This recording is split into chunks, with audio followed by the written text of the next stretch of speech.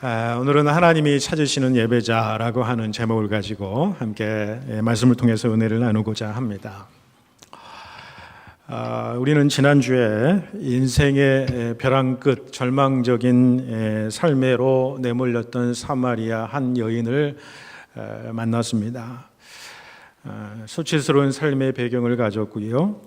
지독한 외로움에 떨어야 했던 그녀였고요.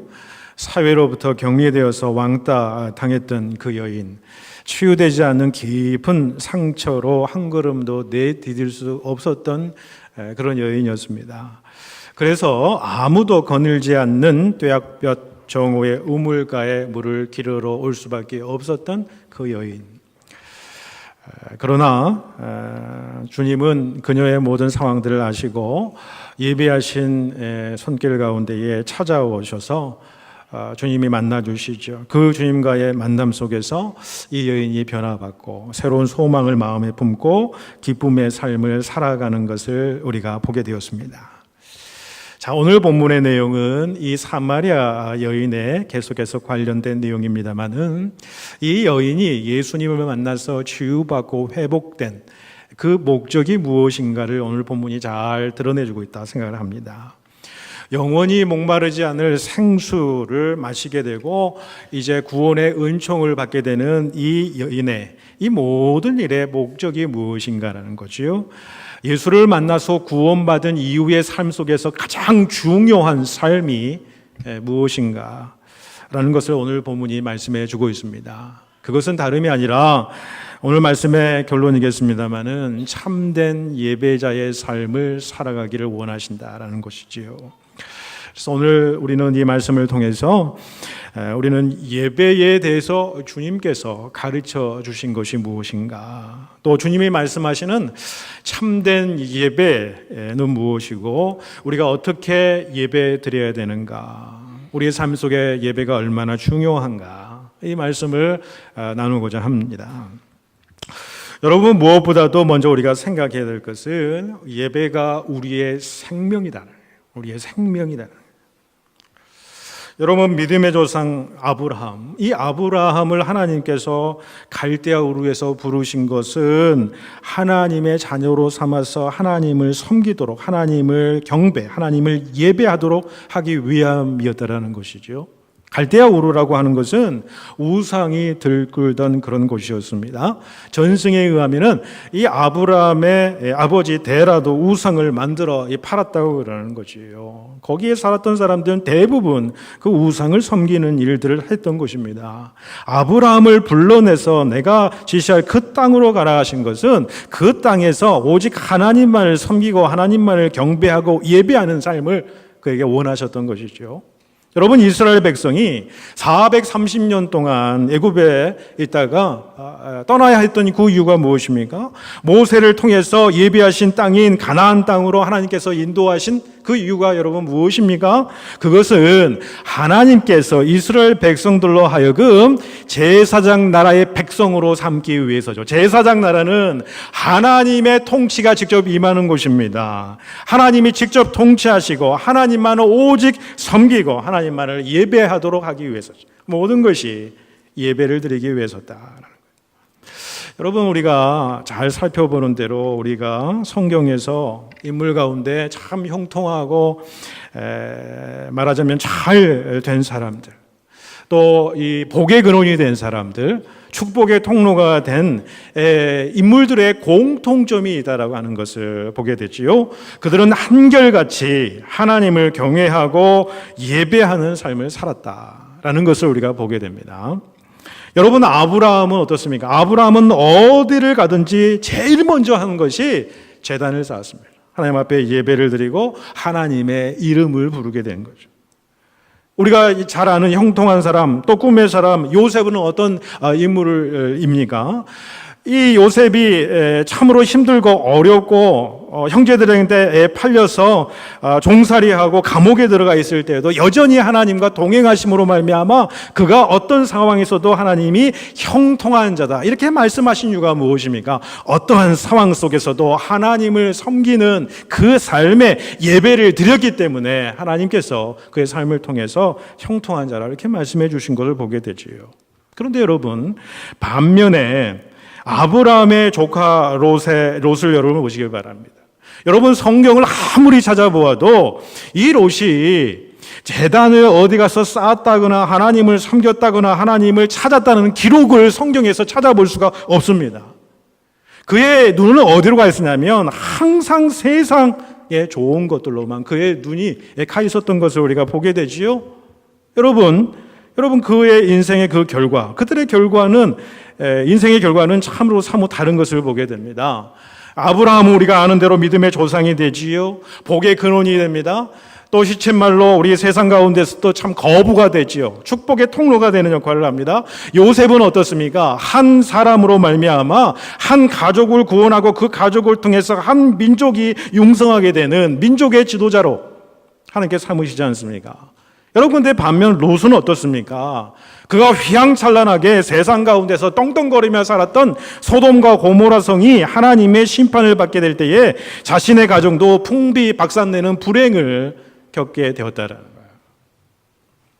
여러분, 하나님께 드리는 예배, 그 예배자의 삶이 이렇게 사람의 인생을 바꾸어 놓는다라고 하는 사실이죠. 예배가 생명이기 때문에 그렇습니다. 우리의 삶의 가장 중요한 부분이고, 우리의 신앙생활을 잘 하는지 여부를 판가름하는 것이 바로 우리 예배의 삶이라는 거죠. 우리의 신앙의 정도와 그 깊이와 넓이를 알 수 있는, 어느 정도인가 알 수 있는 것이 뭐냐면 우리가 예배를 어떻게 드리고 있는가, 어떤 예배자의 삶을 살아가고 있느냐라는 것입니다. 오늘 본문 속으로 여러분 들어가시면 본문 23절 전반절에 보시면은 이렇게 말씀하죠. 아버지께 참되게 예배하는 자들은 영과 진리로 예배할 때가 오나니 곧 이때라. 그렇게 주님 말씀하시지요. 여기서 주님이 강조하시는 말 가운데 바로 이때다. 참되게 예배하는 때가 바로 이때다. 그랬습니다. 이 때는 어느 때를 이야기하는 것일까요? 결론적으로 얘기하자면 예수님은 당신 자신에 의해서 하나님께 참되게 예배하는 시대가 이제 열려질 것을 이제 밝히신 것이지요. 이것은 예수님과 이 사마리아 여인과의 대화를 통해서 밝혀지게 됩니다. 이 본문에서 사마리아 여인은 예수께 질문을 합니다. 우리가 어디에서 하나님을 찾고 어디에서 하나님을 예배해야 됩니까? 라고 하는 그런 질문이죠. 그게 바로 20절의 질문입니다. 20절에 보십시오. 우리 조상들은 이 산에서 예배를 드렸습니다.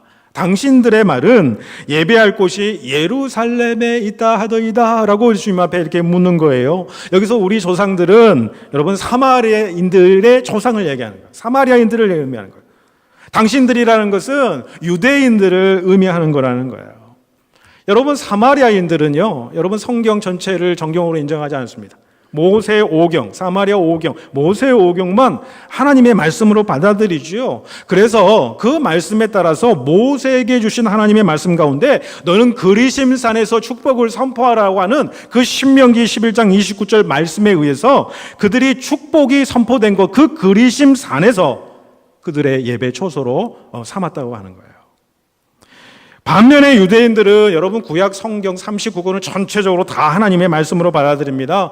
그래서 역대하 6장 6절의 말씀, 어떤 말씀이냐면 솔로몬이 이제 성전을 건축을 하고 나서 여호와께서 자신에게 들려주는 그 말씀 가운데에 무슨 말씀을 하냐면 예루살렘을 택하여 내 이름을 거기에 두었나니, 그렇게 이야기를 해요.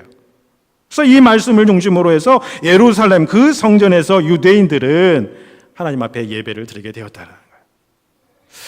자, 이 사마리아 여인은 그러면 과연 어디서 예배를 드리는 것이 참되게 예배 드리는 것입니까? 라고 그렇게 물은 거예요. 그러자 예수님께서 뜻밖의 대답을 하시는데 21절 말씀에 무엇이라고 말씀하십니까? 예수께서 이르시되 여자여 내 말을 믿으라. 이 산에서도 말고, 이 산이라는 것은 여러분 사마리아인들이 예배드렸던 그리심산을 의미하는 겁니다. 그리고 유대인들이 예배드렸던 그 예루살렘에서도 말고 너희가 아버지께 예배할 때가 이르리라, 그렇게 말씀하시는 것을 보게 됩니다. 그러니까 바야흐로 예배의 새로운 시대가 열릴 것이다 라고 하는 그런 말씀을 하신 것입니다. 여러분 역사적으로 보면요, 주 70년경에 로마의 티투스 장군에 의해서 실질적으로 예루살렘 성전이 돌 위에 돌 하나 남지 않고 다 무너져 내렸습니다.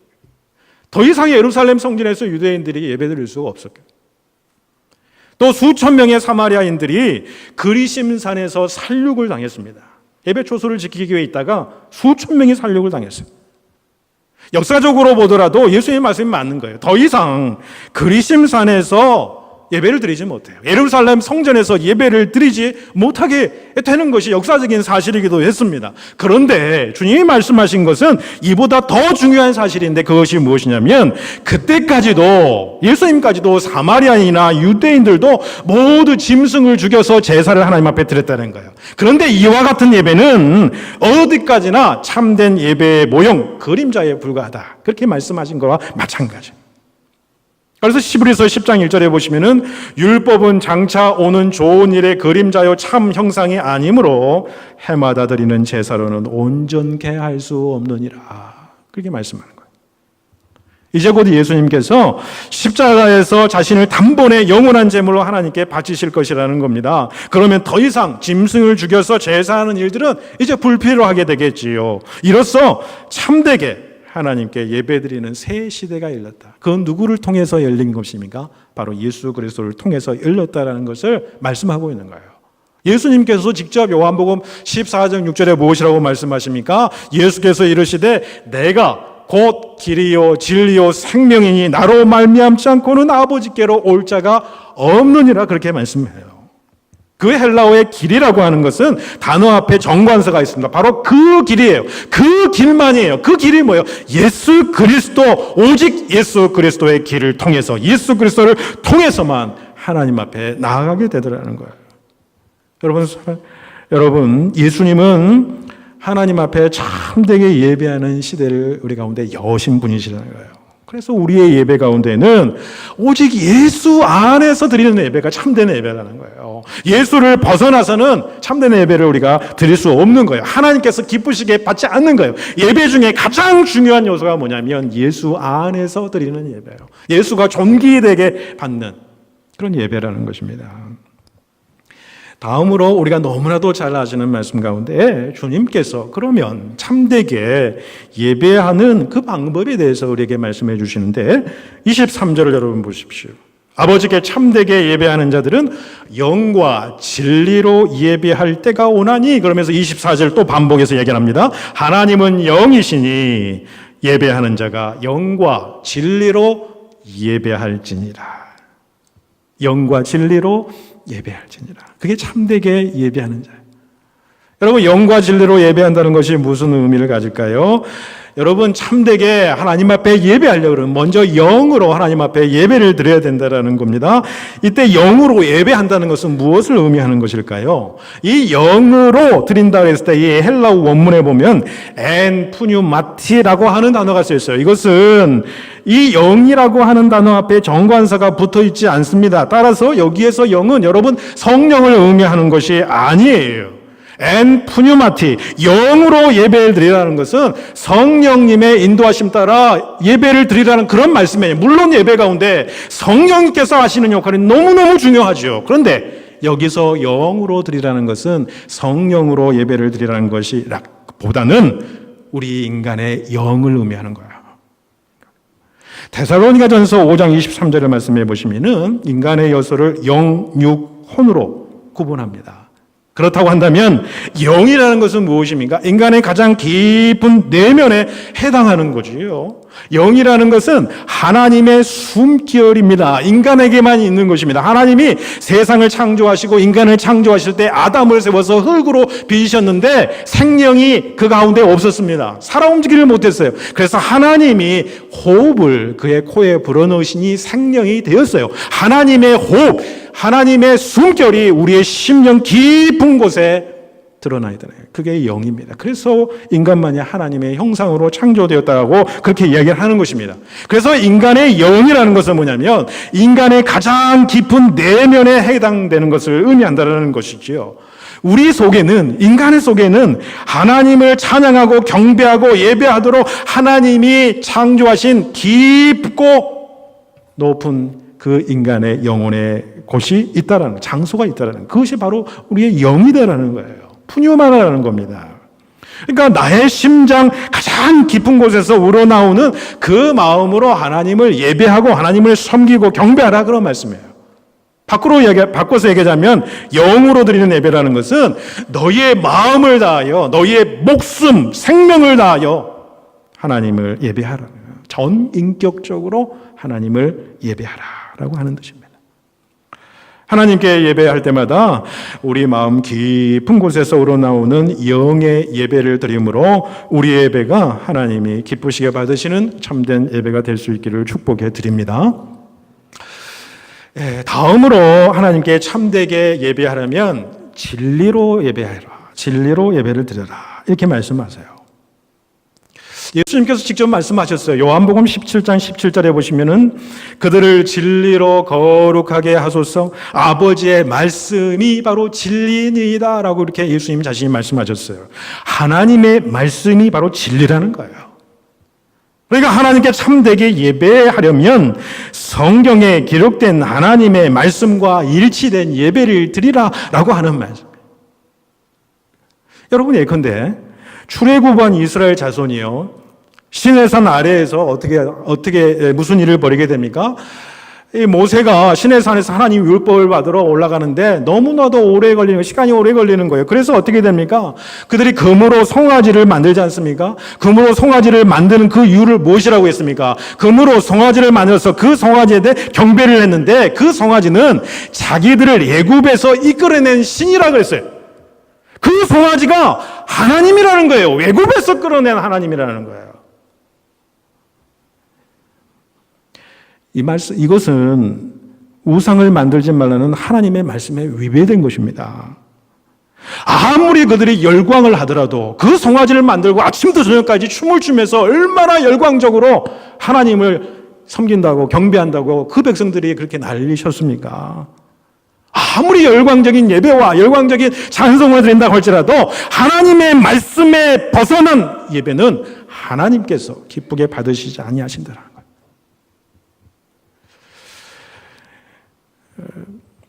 여러분, 이단들의 교회를 가보시면 얼마나 그 예배가 열광적인지 몰라요.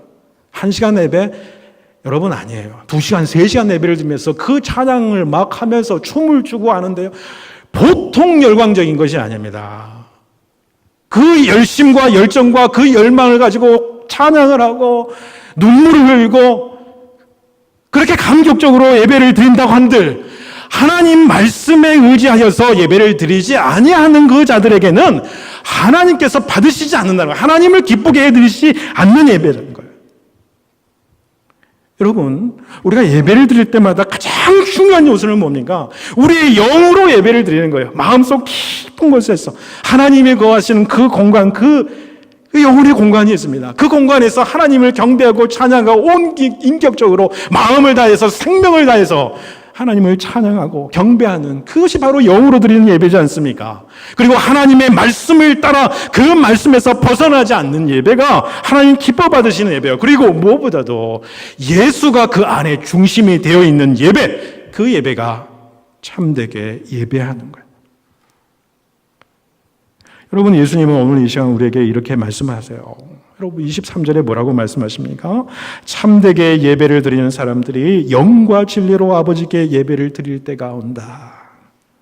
그러면서 뭐라고 말씀하세요? 지금이 바로 그때다, 이렇게 말씀하세요.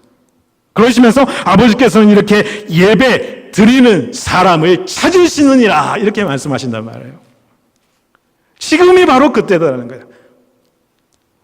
바울은 고린도후서 6장 말씀에서 이런 말씀을 하세요. 고린도후서 6장 2절에 보십시오, 지금이야말로 은혜의 때입니다, 지금이야말로 구원의 날입니다 라고 그렇게 선포를 하잖아요. 여러분, 지금 이 순간, 지금 이 자리, 여러분이 드리는 지금 이 순간, 여러분이 앉아있는 이 자리가 여러분 하나님의 은혜를 경험하고 하나님의 구원을 다시 한번 감격적으로 느껴지는 바로 그 순간, 그 순간에 드려지는 예배가 참된 예배예요. 예배 때마다 하나님의 은혜가 우리 가운데 부어지고요. 지금이 내가 은혜 받을 때라, 지금이 내가 하나님의 구원의 경험을 다시 한번 경험하는 그런 때다라는 거예요. 그 예배를 드리고 있는 그 확신과 믿음을 가지고 그렇게 내 심령 가운데 찾아오신 하나님을 간절히 소망하고 간절히 바라는 마음으로 예배를 드리는 사람, 그 사람이 영으로 예배를 드리는 사람이요, 진리 안에서 하나님께 예배를 드리는 사람이에요. 그런 자를 오늘 본문 가운데 하나님께서 뭐라고 그러십니까? 찾으신다 그래요. 찾으신다. 그렇게 예배 드리는 자를 찾으신다라는 거예요. 여러분, 하나님이 왜 찾으시겠어요? 은혜 주시기 위해서 찾는 거예요. 여러분, 그렇게 예배 드리는 자의 그 마음의 중심에는 뭐가 있습니까? 하나님을 존중히 여기는 그런 마음이 있어요. 영과 진리로 예배드리면서 하나님을 존중히 여기는 그 마음을 하나님께서 받으시는 거죠. 존중히 여기는 자를 하나님이 존중히 여기는 거예요. 그리고 찾아와 주시는 거예요. 그런 자에게 이 시간, 지금 이 시간에 하나님 은혜를 베풀어 주시는 거예요. 그래서 은혜가 우리 가운데, 예배 가운데 임하게 되면 우리의 힘으로 감당할 수 없었던 일들을 감당하게 됩니다. 내가 생각하지 못했던 것들을 생각나게 하시고 그 예배를 통해서 우리를 소생하게 하시고 우리에게 치유를 가져다 주시는 거예요. 하나님이 찾으시고 우리를 만나주시면 그렇다는 겁니다. 여러분, 진리로 예배를 드리고 계십니까? 말씀 앞에 순종하고 순복하고 계십니까? 선포되는 하나님의 말씀 가운데 또 믿음으로 드리는 찬양, 그 믿음의 말씀의 곡조 아니겠습니까? 또 기도의 음성을 사람의 말이 아니라 하나님의 말씀으로 여러분 받아들이고 있습니까? 진정으로 여러분 하나님 보시기에 여러분 그렇게 사람의 말이 아니라 하나님의 말씀으로 여러분 심령 가운데 받아들이고 있습니까? 하나님의 말씀으로 받아들이는 자에게는 하나님이 반드시 역사하신다고 그랬어요. 어제 토요일 새벽에도 말씀을 나눴습니다만 데살로니가 교회는 사랑의 인내와 하나님의 소망의 역사와 하나님의 역사가 많이 드러난 교회였어요. 그 비결이 여러분 무엇인지 아십니까? 데살로니가전서 2장 13절에 사도 바울이 데살로니가 교회 성도들에게 이렇게 얘기를 합니다.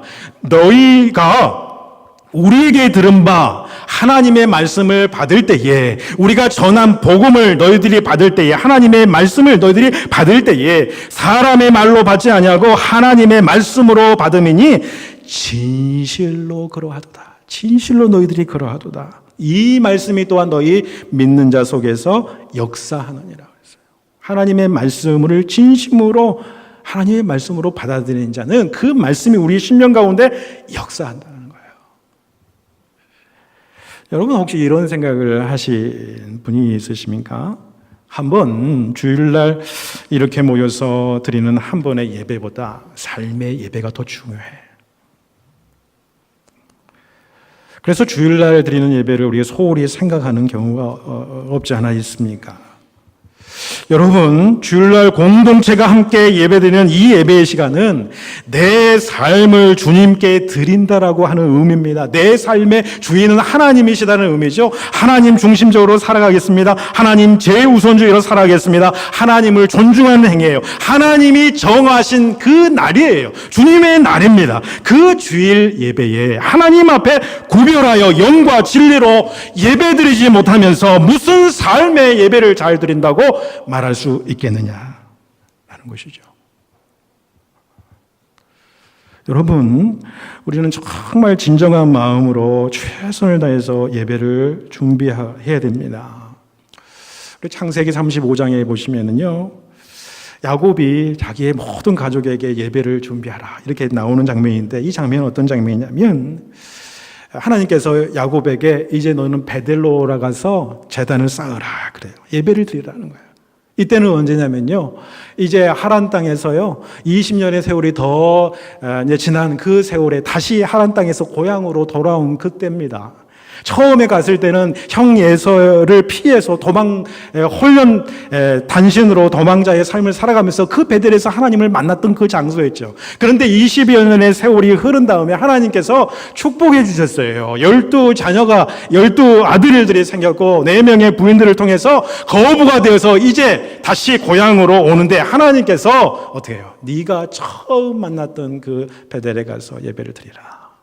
그래서 이 가족들한테 그 창세기 35장에 보면은 예배를 준비하라고 하면서 이렇게 얘기를 합니다. 창세기 35장 2절 3절에 보시면 너희 중에 이방 신상을 버리고 자신을 정결케 하고 의복을 바꾸라. 우리가 일어나 베델로 올라가자. 나의 환난 날에 내게 응답하시고 나의 가는 길에서 나와 함께 하신 하나님께 내가 거기서 단을 쌓으려 하노라. 이방 신상들을 다 버리라. 세 속의 모든 욕정과 그런 것들 다 버리라는 거예요. 자신을 정결케 하고 의복을 바꾸면서 예배를 준비하라는 거예요.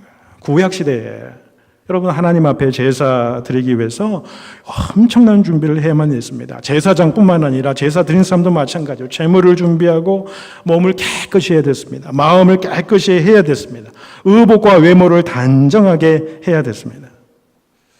언젠가 제가 이야기한 기억이 나는데요. 제가 어렸을 때 참 우리 어머니로부터 어린 마음에 참 그 기억, 그 순간이 이게 떠나지가 않는 장면이 뭐냐면 토요일만 되면은 무슨 의식을 행하시듯이 어머니께서 아버지와 모든 가족의 옷들을 주일날 입을 옷들을 깨끗하게 빨아가지고 그 깨끗하게 빤 옷들을 다 이 다림질하는 무슨 좋고 화려한 옷이 아니었습니다. 아주 깨끗하게 준비된 옷을 그렇게 다림질하는 그 어머니의 그 모습을 기억이 지금도 생생합니다.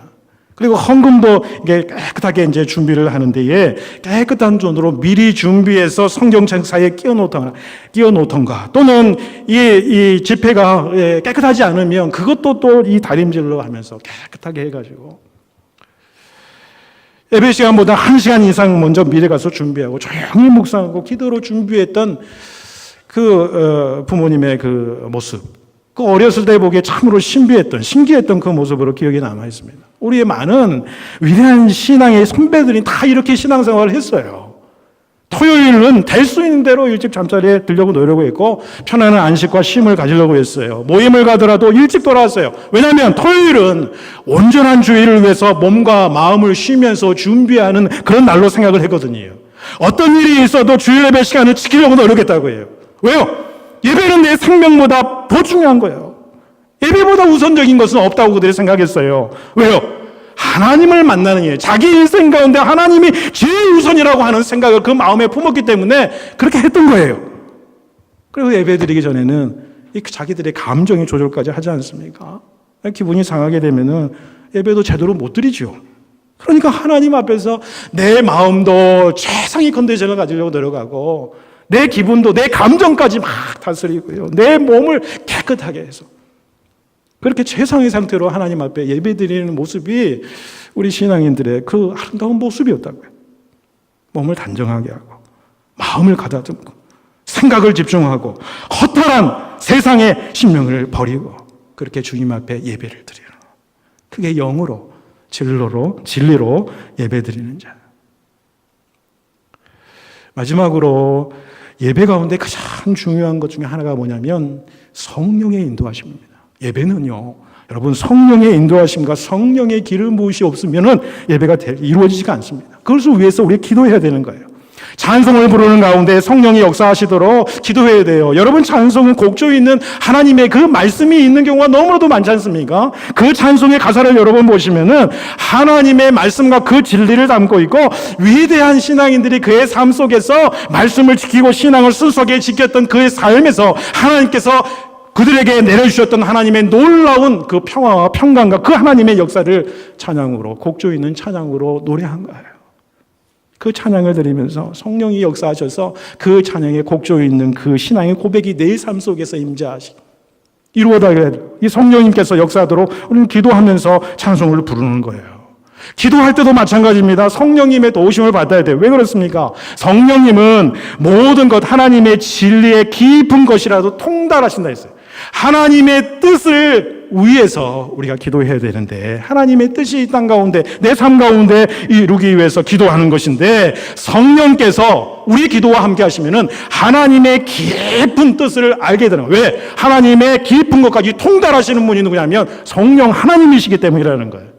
그래서 성령님은 우리의 연약함을 도우시는 분이시죠. 로마서 8장 26절 이하에 보시면 우리가 마땅히 빌 바를 알지 못하나 오직 성령이 말할 수 없는 탄식으로 우리를 위해서 친히 간구하시느니라. 성령이 하나님의 뜻대로 성도를 위하여 간구하심이라. 그렇게 말씀해요. 말씀을 읽고 말씀이 선포될 때에도 여러분 또한 성령의 도우심을 구해야 됩니다. 왜냐하면 진리의 말씀을 깨닫게 하시는 분이 성령님이시기 때문에요. 그 하나님의 말씀이 지금 나에게 주시는 하나님의 말씀으로 받아들이는 거예요. 행여나 마음속으로라도 이 말씀은 꼭 누구누구에게 하는 말이야 라고 그렇게 이야기도 생각하지 마시라는 거예요. 모든 예배 중에 주시는 말씀은 나에게 주시는 하나님의 말씀이에요. 그 말씀이 사람의 말이 아니라 하나님의 말씀으로 진정으로 받아들인 자에게는 하나님의 역사하신다는 거예요. 여러분, 예배는 삶의 동력입니다.